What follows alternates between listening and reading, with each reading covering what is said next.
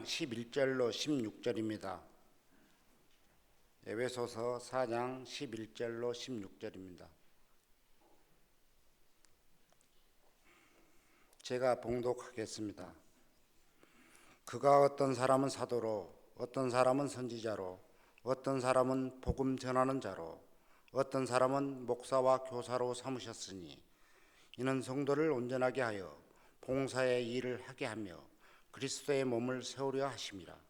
우리가 다 하나님의 아들을 믿는 것과 아는 일에 하나가 되어 온전한 사람을 이루어 그리스도의 장성한 분량이 충만한 데까지 이르러니 이는 우리가 이제부터 어린아이가 되지 아니하여 사람의 속임수와 간사한 유혹에 빠져 온갖 교훈의 풍조에 밀려 요동하지 않게 하려 함이라. 오직 사랑 안에서 참된 것을 하여 범사에 그에게까지 자랄지라. 그는 머리니 곧 그리스도라. 그에게서 온몸이 각 마디를 통하여 도움을 받음으로 연결되고 결합되어 각 지체의 분량대로 역사하여 그 몸을 자라게 하며 사랑 안에서 스스로 세우느니라. 아멘. 이 시간 우리 봉사위원님들 나오셔서 찬양하시겠습니다.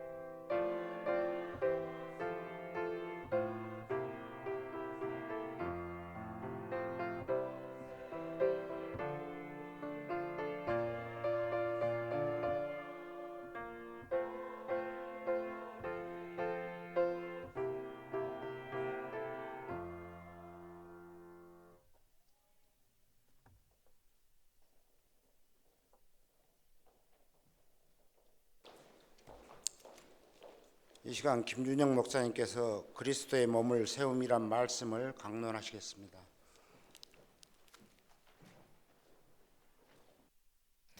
기도하시겠습니다. 하나님 아버지 감사합니다. 거룩한 주일 하나님 나와 예배하며 또 말씀 통해 은혜 받게 하셨고 또 저녁 봉사위원회 헌신 예배로 하나님 앞에 예배할 수 있도록 저희도 불러주심에 감사를 드립니다. 이 예배를 기뻐 받으시고 예배 가운데 임재하여 주시옵시며 함께하여 주시옵소서. 성령 충만함을 허락하시고 또 하나님의 말씀을 바르게 전하게 하시고 또 하나님의 말씀 듣고 깨닫고 그 말씀 따라 살아갈 수 있도록 은혜를 베풀어 주시옵소서.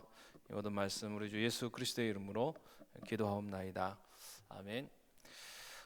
교회를 이야기하는 가장 기본적인 정의는 이 그리스도 안에서 부름받은 하나님의 백성, 그래서 세상으로부터 이 부름받은 하나님의 백성이라는 정의입니다.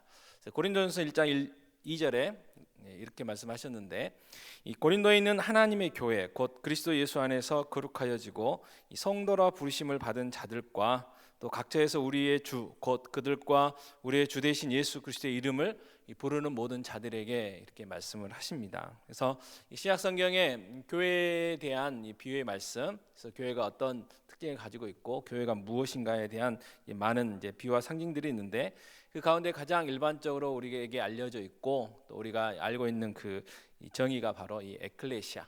그래서 세상 속에 있는 우리를 하나님께서 이제 구별하셔서 불러 주셨다. 그래서 하나님의 택함을 입은 사람들의 모임 또는 하나님의 택함을 입은 사람들의 회중이라는 이 정의가 가장 일반적인 정의입니다. 요한복음 1장 12절과 13절에 이렇게 말씀하셨죠. 영접하는 자 곧 그 이름을 믿는 자들에게는 하나님의 자녀가 되는 권세를 주셨으니 이는 혈통으로나 육정으로나 사람의 뜻으로 나지 아니하고 오직 하나님께로부터 난 자들이니라. 하나님께서 자기 백성을 낳으셨다. 성경은 그렇게 표현하고 있는 것이죠. 그래서 하나님께서 하나님 백성들, 자기 백성들을 만드시고 또 부르시고 또 보존하시고 구원하신다는 그런 말씀이 되는 것이죠. 그래서 하나님의 백성으로서의 교회는 예수님이 부활하신 후에 예수님을 하나님의 아들로 또 그리스도로 고백하는 그 사람들이 나타나면서 시작이 되었죠. 골로새서 1장 13절에는 또 이렇게 표현합니다. 그가 우리를 흑암의 권세에서 건져내사 그의 사랑의 아들의 나라로 옮기셨으니, 이 교회는 이 흑암의 권세에서 건짐을 받아서 이 하나님의 아들의 나라로 옮겨진 이 새로운 백성의 무리들, 또 그렇게 이야기해 볼 수가 있다는 것이죠. 그래서 이 교회를 일컬어서 이 부름받은, 세상으로부터 부름받은 하나님의 백성이라고 하는 정의는 이 종교개혁자들이 우리에게 준 값진 유산이 됩니다. 어떤 의미에서 이 정의는 이 가감할 것이 없는 완전한 정의라 할 수가 있죠. 그래서 우리에게 아주 의미가 있는 이 정의지만, 그러나 이와 같은 교회의 정의는 여전히 세상 가운데 남아 있어서 세상 가운데서 존재해야 되는 이 교회를 생각할 때에 약간 부족함이 있다, 그렇게 이야기해 볼 수가 있습니다. 세상에 아직 남아 있는 교회로서 그 자체가 이 존재의 의미가 있는데, 이 독특한 소명, 우리가 감당해야 될 사명이 있기 때문에 그렇다는 것이죠. 그래서 이 소명은 이 세상을 구원하시려는 하나님의 뜻을 이루어 드리는 것이다, 그렇게 이야기할 수가 있습니다. 그래서 저희 교회도 이제 제자 훈련을 하고 또 사역 훈련도 하고 또 이번에 특별히 3반씩이나 이제 시작을 하게 됐는데, 고옥하는 목사님 쓰신 이 평신도를 깨우라는 책에 보면 이 교회에 대한 정의에 대해서 이렇게 잘 정리를 해주셨는데, 목사님 옥가는 목사님께서 여기 한 가지 더 붙이신 정의가 있습니다. 그 이유는 다른 게 아니고, 이 부름받은 하나님의 백성이라는 정의만 가지고 교회를 정의하게 되면 이 하나님의 일에 미온적이거나 무관심할 수가 있다는 것이죠. 왜냐하면 내가 구원받았다는 그 사실 하나에 만족하고 거기에 안주할 수 있기 때문에 그렇다, 그렇게 설명을 하십니다. 그래서 이 부름받은 하나님의 백성이라는 교회의 정의에다가 이 세상으로 보냄받은 그리스도의 제자다, 그게 교회다, 그러한 새로운 또 정의를 덧붙이시게 되죠. 그래서 특별히 미국에 유학하셔가지고 교회에 대해서 연구를 하신 후에 확신을 가지시고 이렇게 하는 거죠. 또 그 책에 교회 존재 이유에 대해서 세 가지로 정리를 하십니다. 그래서 이 교회의 사명이 뭐냐, 또 교회가 존재하는 이유가 뭐냐, 이렇게 여러 가지, 세 가지, 네 가지, 또 리고른 목사님은 목적 이끄는 삶에서 5가지로 또 정리를 했죠. 그래서 여러분들 그 열심히 복도를 올라오시다 보면 하나씩 보게 되는 것들이 있고, 과거에 2007년도인가요? 제가 알기로는 2007년도인데 이 목적이 이끄는 40일 하셨죠. 그래서 새벽마다 오시고 저녁마다 오시고 또 여러 가지 부스들 만드셔가지고 열심히 하셨던 것들을 저는 사진으로 보긴 했는데 여러 가지 정리할 수 있지만 고가노 목사님이 3가지로 정리를 했습니다. 그래서 그 3가지의 교회에 대한 정의를 좀 살펴보면 이 첫 번째는 뭐냐면 하나님의 교회가 왜 존재해야 되느냐, 하나님을 위해서 존재해야 되는데 하나님을 위해서 존재하기 위해서는 존재한다는 것은 예배를 위해서 존재하는 것이다. 자, 사도행전 15장 14절에 이렇게 말씀하십니다. 하나님이 처음으로 이방인 중에서 자기 이름을 위할 백성을 취하시려고 그들을 돌보신 것을 시몬이 말하였으니라고 이야기를 합니다. 그래서 하나님께서 이 세상에서 이 하나님의 택한 백성들 교회를 불러내신 것은 그 자신의 이름을 위한 것이었고, 또 하나님의 이름에 합당한 영광을 돌리도록 하기 위해서 하나님의 백성들을 불러내셨다는 것이죠. 그래서 교회의 첫 번째 의무는 하나님을 예배하는 것입니다. 그래서 이 초대교회 때에 이런 이야기들이 있었습니다. 자, 교회가 예배가 우선이냐 성경 공부가 우선이냐, 여러분 어떻게 배우셨습니까? 저는 어렸을 때 예배가 우선이다 그렇게 배웠습니다. 근데 과거에 이제 파라처치들 선교단체에서는 성경 공부를 강조하다 보니까 성경 공부를 열심히 하는데 예배는 소홀히 하는, 그래서 이 부작용들이 뭐가 있었냐면 선교단체에서 활동하고 뭐 이렇게 한 사람들이 교회 예배를 잘 안 와요. 자기들 모임은 하고 성경 공부하고 뭐 전도도 하고 뭐 이렇게 하는데 교회 피곤하다고 낮 예배도 안 나올 때도 있고, 또 낮 예배만 드리고 저녁 예배는 가버리고 아예 수예배는 오지도 않고, 그래서 교회 안에서 조금 갈등들이 있었는데 요즘은 안 그렇지만 한때 그랬던 적이 있었습니다. 그래서 교회의 첫째 목적은 뭐냐? 예배다.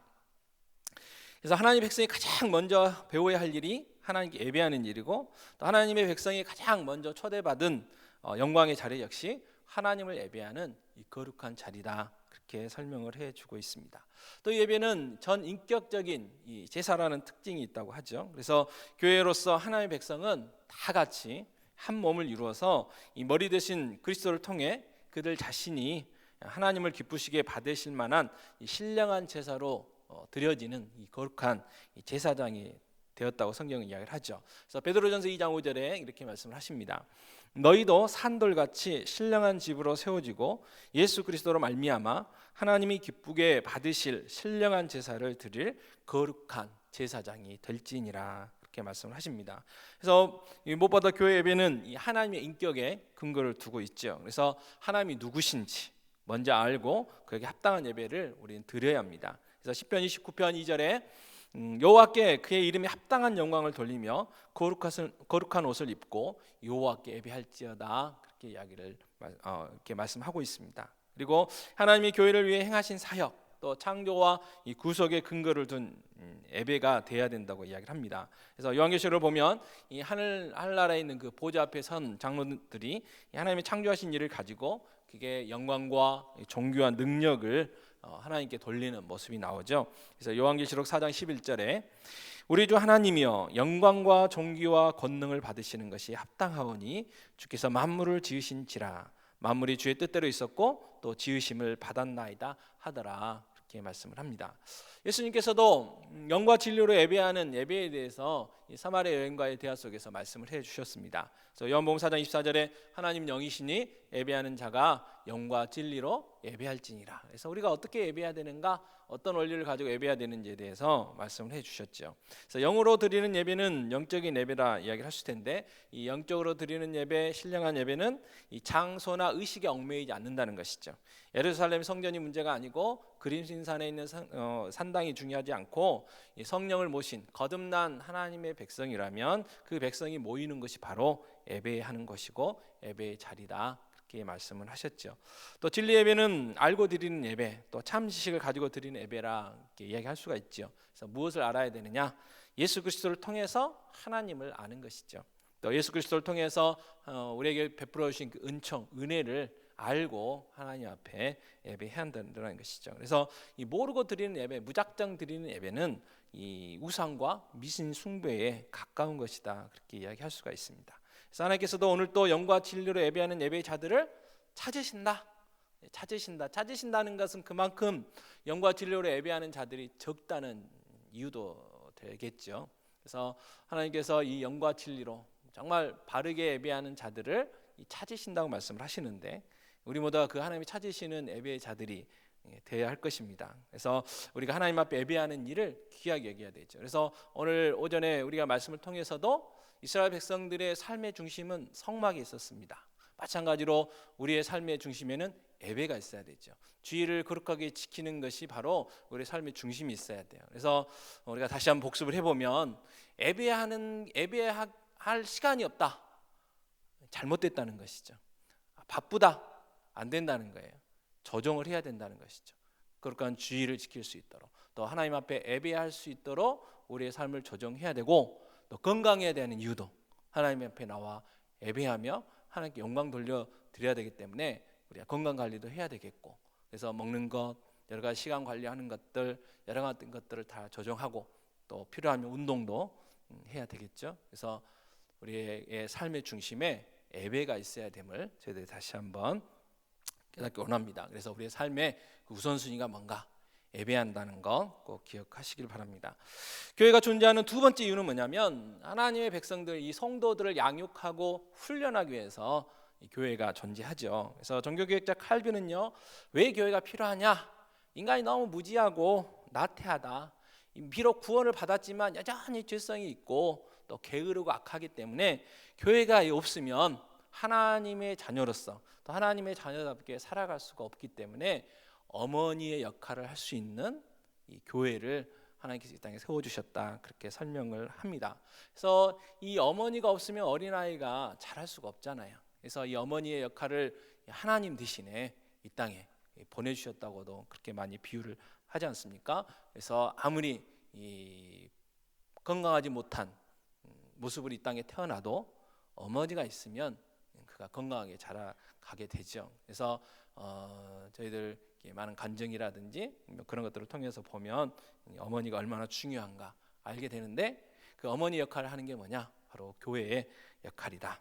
그래서 성도는요, 이 교회를 떠나서는 절대로 신앙생활을 제대로 할 수가 없습니다. 건강한 삶을 살아갈 수가 없어요. 건강한 신앙생활을 절대로 할 수가 없습니다. 그래서 교회는 굉장히 중요합니다. 그래서 교회 중심의 삶을 살아야 돼요. 그래서 초대교회 때 부르짖던 게 하나님 중심이고 교회 중심이고, 그래서 그렇게 열심히 하나님 중심, 교회 중심, 말씀 중심으로 신앙생활을 했던 제 초대교회 때에 하나님의 놀라운, 세계에서 찾아볼 수 없는 놀라운 성령의 역사들이 있었던 것들을 저희들이 한 번 더 기억해 볼 필요가 있겠죠. 그래서 예수님은 세상을 떠나시면서 자신의 분번 말씀을 순종하는 데까지 가르치라고 또 교회 사도들이 명령을 하셨죠. 그래서 제자를 삼으라고, 그래서 가르쳐 지키게 하라고 말씀을 하셨습니다. 또 사도 바울은 감독의 자격을 논하면서 한 가지 은사의 중요성을 강조했는데, 잘 가르치는 은사입니다. 그래서 디모데전서 3장 2절에 그러므로 감독은 책망할 것이 없으며 한 아내의 남편이 되며 절제하며 신중하며 단정하며 나귀를 대접하며 이 가르치기를 잘하며 그랬습니다. 그래서 이 가르치기를 잘해야 그 성도들이 복되다는 것이죠. 그래서 그런 면에 있어서 여러분들은 참 복을 많이 받으신 분들이죠. 그래서 이것은 교회가 성도를 양육하기 위해서 이 지도자가 말씀을 잘 가르칠 수 있어야 한다는 것을 의미하는 그런 말씀입니다.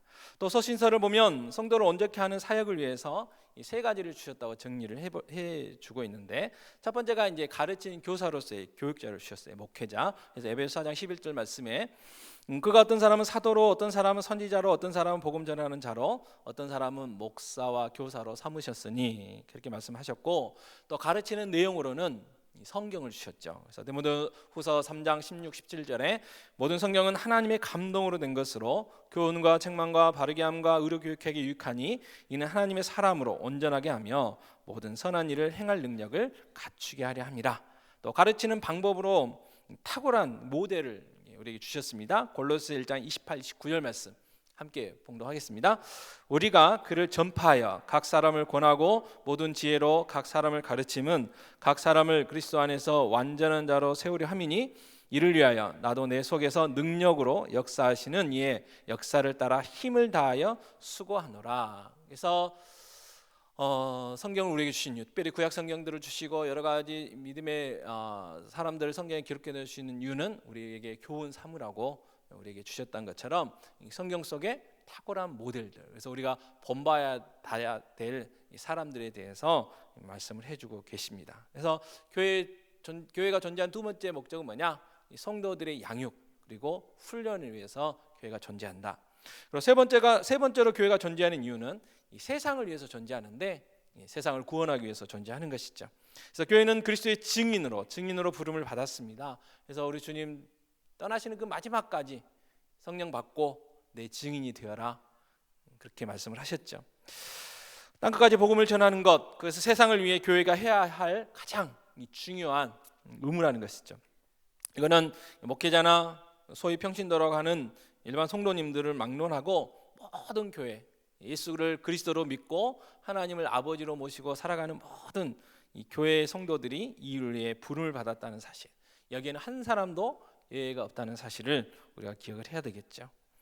그리고 믿는 자는 누구나 다 왕 같은 제사장이다, 성경 이야기를 합니다. 그래서 베드로전서 2장 9절에 함께 읽겠습니다. 그러나 너희는 택하신 족속이요 왕 같은 제사장들이요 거룩한 나라요 그의 소유가 된 백성이니 이는 너희를 어두운 데서 불러내어 그의 기이한 빛에 들어가게 하신 이의 아름다운 덕을 선포하게 하려 하심이라. 아멘. 우리가 왕 같은 제사장으로서 해야 할 일이 무엇이라고 말씀하십니까? 이는 너희를 어두운 데서 불러내어 그의 기이한 빛에 들어가게 하신 이의 아름다운 덕을 선포하게 하려 하심이라. 다시 말해서 예수 그리스도, 우리를 위하여 십자가에서 우리 대신 죽으신 그분, 우리에게 생명 주신 그 예수 그리스도를 증거하라고, 전하라고 우리를 하나님의 자녀 삼아 주셨다고, 부르셨다고 말씀을 하고 있습니다. 이 하나님의 아름다운 덕을 선전하도록 우리를 제사장으로 부르셨다고 말씀을 하시죠. 그래서 우리는 예수 모르는 사람들에게 예수님을 전해야 됩니다. 로마서 10장 13절에서 15절에는 뭐라고 이야기합니까? 누구든지 주의 이름을 부르는 자는 구원을 받으리라. 그런즉 그들이 믿지 아니하는 일을 어찌 부르리요? 듣지도 못한 일을 어찌 믿으리요? 전파하는 자가 없이 어찌 들으리요? 보내심을 받지 아니하였으며 어찌 전파하리요? 기록된 바 아름답도다. 좋은 소식을 전하는 자들의 발이여 함과 같으니라. 이 사도 바울의 서신서를 보면 굉장히 논리적이죠. 그리고 수사적입니다. 그래서 이 논법들이 있는데 그 사도 바울의 그 논법이 잘 나와 있는 게 또 로마서 10장 13절에서 15절 말씀이죠. 자, 누구든지 주의 이름을 부르는 자는 구원을 받는다. 자, 그런데 그들이 어떻게 믿지 않는데 구원을 받겠냐, 부르겠냐? 또 듣지도 못한 일 어찌 믿겠냐? 또 전파하는 자가 없이 어떻게 듣겠냐?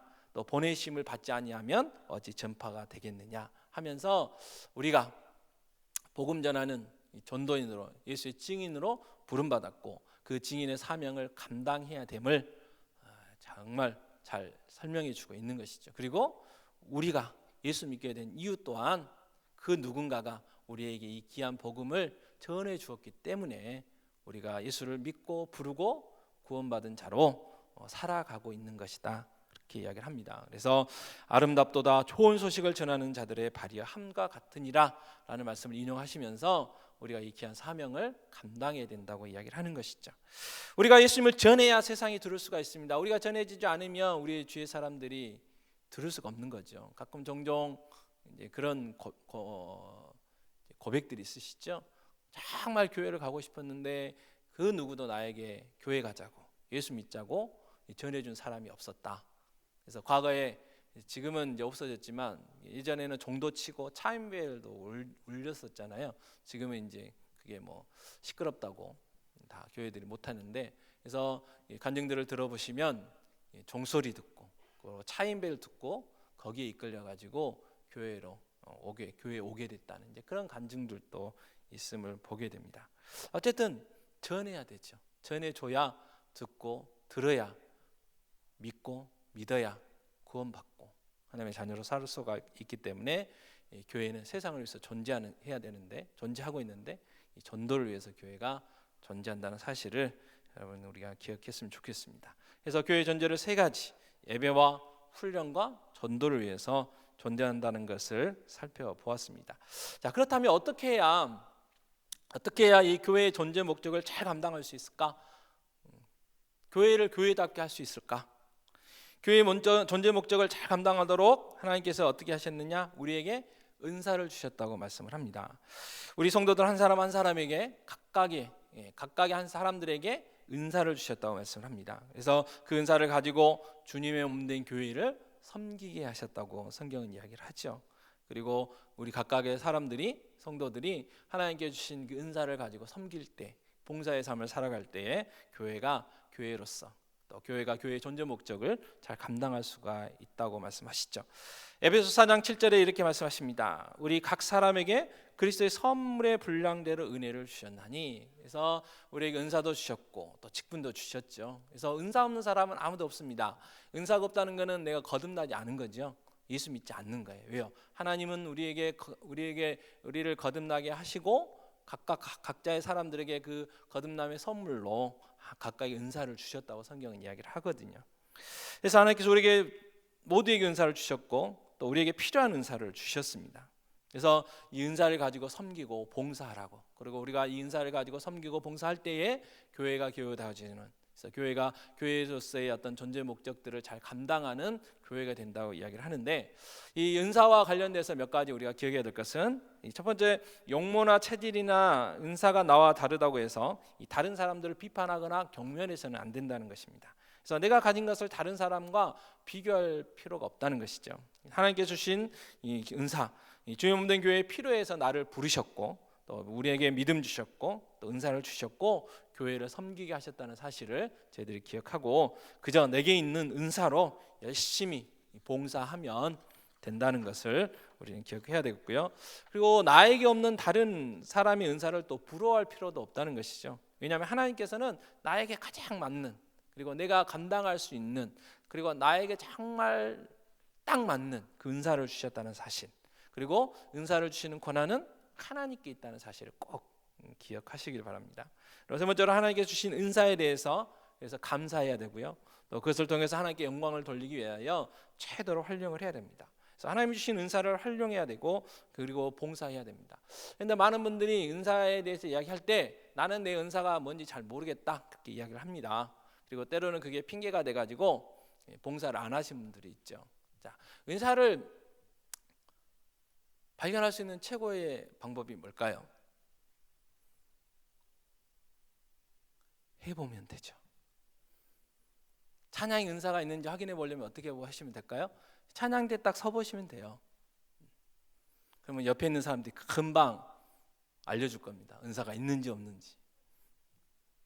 그래서 각각의 어떤, 우리 교회에도 많은 위원회들이 있고 또 봉사위원회도 여러 분야들이 있잖아요.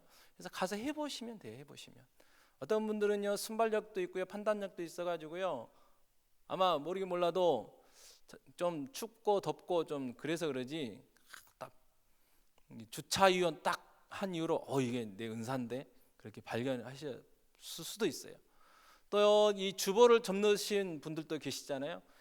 주보 칼같이 접어지잖아요. 그리고 얼마 전에 명절 때 다들 가셔가지고 저희가 이제 조금 이제 도와드린 적이 있는데 이 노하우가 생기셨더라고요. 노하우가 전에 제가 접는 방법이 아니라 전혀 새로운 방법. 아주 2배나 빨라지셨더라고요. 근데 저는 익숙치가 않아서 그냥 예전 방법대로 접었는데, 이렇게 주보 접는 것들도 은사가 있으시면 훨씬 더 빠르게, 훨씬 더 정확하게 접어지는 이제 그런 방법들이 개발될 수 있다는 거죠. 그래서 주저하지 마시고 일단 관심 가는 곳에서부터 봉사를 해보시면 내가 은사가 있는지 없는지 알 수가 있고요. 또 정말 모르겠다고 생각하시면 구역 식구들한테 한번 물어보십시오. 물어보시면 관심이 있다면 발견해 드릴 겁니다. 교회의 존재 목적을 또 잘 감당하도록 교회에 주신 직분들이 있죠. 에베소 4장 11절 말씀을 한번 제가 다시 봉독을 하면, 그가 어떤 사람은 사도로, 어떤 사람은 선지자로, 어떤 사람은 복음 전하는 자로, 어떤 사람은 목사와 교사로 삼으셨으니. 그래서 사도는 이미 지나가셨고요. 또 선지자 역시 지금은 존재하지 않습니다. 또 복음 전도자 혹시라도 이제 비유를 하면 오늘날에는 선교사님들이라 그렇게 이야기할 수가 있겠죠. 그리고 이 목사이면서 교사인 이 목회자를 우리에게 주셨죠. 그래서 하나님께서 교회에 목회자를 주신 이유가 뭐냐? 교회를 교회답게 또 성도를 성도답게 세우기 위해서 주셨다는 사실이죠. 그 목적이 4장 12절에 나옵니다. 함께 봉독할까요? 에베소 4장 12절. 이는 성도를 온전하게 하여 봉사의 일을 하게 하며 그리스도의 몸을 세우려 하심이라. 오늘 설교 제목이 그리스도의 몸을 세움이 되는데, 자, 하나님께서 우리에게 목회자를 허락하신 이유는 뭐냐? 우리를 온전하게 하시고, 그래서 우리가 온전해져서 봉사의 일을 하게 하고, 그리고 우리가 봉사의 일을 하게 되면 그리스도의 몸이 세워진다. 그렇게 설명을 해주고 있습니다. 성도를 온전하게 한다. 무슨 뜻일까요? 견고한 성도를 만든다. 그런 뜻이 있습니다. 그래서 철저한 신앙 훈련을 통해서 우리가 세상 가운데 살고 있지만 세상이 물들지 않고 정말 하나님 나라와 그 의를 위하여 살아가는 그러한 하나님의 자녀로 세우는 일, 그게 바로 온전하게 되는 일입니다. 그래서 교회에서 영적 훈련을 하는 거죠. 훈련을 합니다. 그래서 훈련을 잘 받아야 돼요. 이렇게 훈련을 받은 성도가 봉사의 일을 하게 되는 것이죠. 성도가 되면 저절로 봉사의 일을 하게 하는 것이 아닙니다. 훈련을 받아야 돼요. 훈련을 통해서 우리가 온전하게 되어야 된다는 것이죠. 자, 군대에 가면 4주 동안 훈련소에 집어넣습니다. 자, 그들이요 나라의 부를 받았기 때문에 신분은 이미 군인이에요. 근데 훈련소 4주간 동안 그렇게 고생시키는 이유는 다른 게 아니고 군인다운 군인을 만들기 위해서 훈련시키시잖아요. 그래서 부모들과 빠빠이 하는 그 순간부터 태도가 돌변되고, 그래서 시키면 시키는 대로 할 수 있는 그런 훈련을 시키는 것입니다. 마찬가지로 성도도, 우리 성도들도 마찬가지죠. 성도가 성도다워지려면 훈련을 받아야 됩니다. 그리고 이 훈련을 누가 시키시느냐? 각각의 교회에 주신 목회자가 하시는 거죠. 자, 성도가 또 왜 봉사를 해야 됩니까? 그리스도의 몸인 교회가 세워져야 되기 때문에 그렇습니다. 성도들이 봉사하지 않으면 교회가 세워지지 않는다, 그렇게 생각해 볼 수도 있다는 것이죠. 그래서 성도는요 단순히 예배에 참석하는 것으로 만족해서는 안 된다는 거예요. 예배에 출석하는 것으로 내 할 일 다 했다, 그거 아니라는 거예요. 주일에 한번 예배에 참석해 주는 것으로 우리의 의무를 다하고 또 헌금해 주는 것으로 우리의 의무를 다했다, 그렇게 생각해서는 안 된다는 것입니다. 성도는 자기가 가지고 있는 은사로 다른 사람을 섬기는 봉사의 삶을 살아야 된다는 것이죠. 그래서 우리 모두는 각자가 가지고 있는 은사를 가지고 섬기고 있는가, 내가 지금 봉사의 자리에 있는가 없는가 살펴봐야 돼요. 여러분 어떻습니까?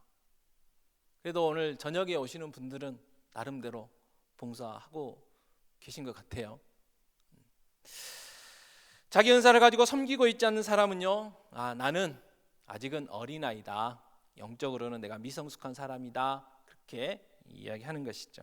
이 성숙한 성도, 어른과 같은 성도가 자기의 은사를 가지고 다른 사람들을 섬기게 된다는 것이죠. 그래서 에베소 4장 13절에 어떻게 말씀하셨습니까? 아무래도 졸리신 것 같아서 한 번 더 같이 봉독하겠습니다. 우리가 다 하나님의 아들을 믿는 것과 아는 것에 하나가 되어 온전한 사람을 이루어 그리스도의 장성한 분량이 충만한 데까지 이르리니. 그래서 끊임없는 훈련, 끊임없는 영적 훈련을 통해서 끊임없이 자라가라고. 어느 만큼이요? 예수 그리스도만큼. 아직 멀었죠. 죽었다 깨어나도 못 갈 텐데. 그래서 날마다 자라가야 된다.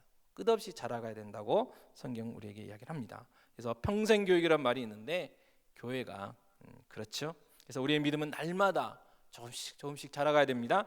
우리의 믿음은 날마다 조금씩 성숙해 가야 한다는 것이죠. 그래서 우리는 신학의 성숙을 위해서 노력해야 됩니다. 이 에베소 4장 14절에 성숙하지 못한 성도가 빠지기 쉬운 함정에 대해서도 이야기를 하죠. 이는 우리가 이제부터 어린아이가 되지 아니하여 이 사람의 속임수와 간사한 유혹에 빠져 온갖 교훈의 풍조에 밀려 요동하지 않게 하려 함이라, 그렇게 말씀합니다. 그래서 성숙하지 않은 사람은 어린아이 같은 믿음을 가지고 있다고 이야기를 합니다. 어떤 특징이 있습니까? 어린이는요 자기만 위하죠. 자기가 최고예요. 그래서 자기만 아는 것이 어린아이의 신앙입니다. 그래서 배려라는 게 전혀 없죠. 엄마가 아픈지 뭐 상관이 없어요. 자기의 어떤 욕구가 채워지기 위해서 어린아이가 막 태어난 아이가 어땠습니까? 자기가 배가 고프면 배가 채워질 때까지 울고 또 기저귀를 갈아줄 때까지 울고, 또 두 번째로 어린아이는 제한된 지식을 가지고 있죠. 그래서 자기가 아는 지식이 전부라고 생각을 합니다. 1 더하기 1은 2예요. 2. 어떻게 1 더하기 x는 3이 나올 수가 있어요? 있을 수가 없는 거죠. 루트 4는 2다. 그건 있을 수가 없는 거예요. 그거 잘못됐다는 거예요. 그래서 이 위에 있는 거 벗겨내야 돼요. 루트. 잘못된 거예요. 또 세 번째로 어린아이는 본능적이고 감정적이죠. 그래서 절제가 되지 않는 특징이 있고요.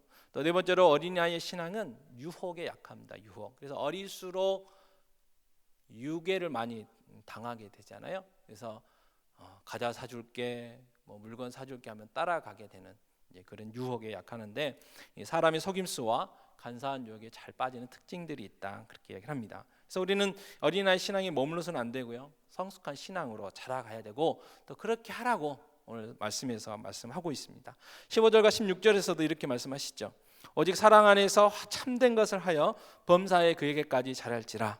그는 머리니 곧 그리스도라. 그에게서 온 몸이 각 마디를 통하여 도움을 받음으로 연결되고 결합되어 각 지체의 분량대로 역사하여 그 몸을 자라게 하며 사랑 안에서 스스로 세우느니라. 그래서 성숙한 신앙인 되게 되라고 말씀을 합니다. 그리고 우리가 성숙한 신앙에 대해서 온전하게 대해서 봉사일을 하고 봉사일을 하게 함으로 주님 없는 교회를 세우는 삶을 살라고 말씀을 하고 있습니다. 반대로 우리가 성숙한 신앙이 되지 않으면 교회를 허무는 삶을 살 수가 있다는 거예요. 또 교회를 허무는 삶을 살지는 못하더라도 교회가 세워가는데 방해가 되는 삶을 살게 돼요. 어제 교회 정리를 좀 하면서 청년들과 함께 이제 좀 물건을 날랐습니다. 그래서 열심히 나르다 보는데 어린아이 몇 명이 앞에서 자기들도 하니 많이 막 하면서 이렇게 했어요. 그래서 제가 화가 나고 가라고 그랬습니다. 걸리적거리니까 가라고 그랬어요. 그게 어린아이입니다. 어린아이. 마음의 상처를 받았을 수도 있겠지만 어쨌든 그 상황에서는 그렇게밖에는 할 수가 없었다는 거예요. 방해가 되는 거예요. 물건을 옮기고 정리하는데 방해가 됩니다. 마찬가지로 우리가 성숙한 신앙인으로서 자라가지 못하면, 우리의 믿음이 자라가지 못하면 주님의 몸된 교회가 건강하게 세워지고 정말 하나님을 예배하고 성도들을 훈련시키고 세상에 믿지 않는 자들에게 전도하는 일에 내가 방해거리가 될 수가 있다는 사실을 우리가 좀 기억을 했으면 좋겠습니다. 그렇습니다. 우리는 그리스도의 몸인 교회를 세우는 삶을 살아야 됩니다. 그래서 우리는 목회자를 통한 훈련을 받아야 돼요. 이건 피할 수 없는 거예요. 그냥 되는 게 아닙니다. 주님께서 주님 없는 교회에 목회자를 세우신 이유는 뭐냐면 그 목회자를 통해서 훈련받게 하시려고 세워주신 거예요. 스스로 훈련, 셀프 훈련은 있을 수가 없죠.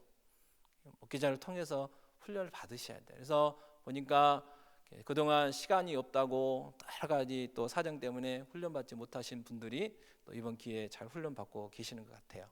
참 좋은 일이라 생각이 됩니다. 이 훈련을 좋은 코치 밑에서 받게 되면 달라요. 여러분 다이어트를 해보셨습니까? 혼자 하면요 쉽지 않아요.